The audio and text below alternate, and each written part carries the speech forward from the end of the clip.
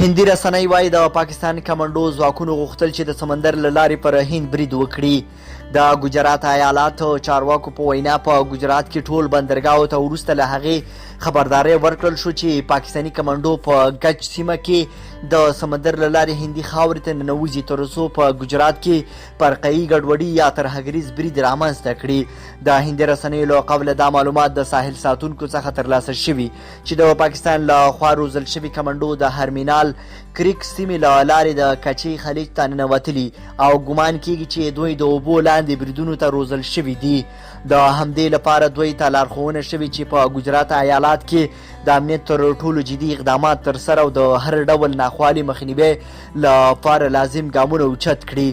مشوره ورکړل شوې چې په مونډرا پورټ کې ټولې کښتۍ باید خورا جدي تدابیر ونیسي او پوره له غور سره د همدې لپاره دوی ته لارښوونه شوې چې په ګجرات ایالات کې د امنیت تر ټولو جدي اقدامات تر سره او د هر ډول ناخوالې مخنیوي لپاره لازم ګامونه اوچت کړي. مشوره ورکړل شوې چې په مونډورا پروټ کې ټولې کښتۍ باید خورا جدي تدابیر ونیسي او پوره له غور څخه کار واخلي. د کشمیر په اړه د حکومت د پریکړې په اړه د هند او پاکستان ترمنځ د تاوتریخوالي وروسته دا راغلی دی.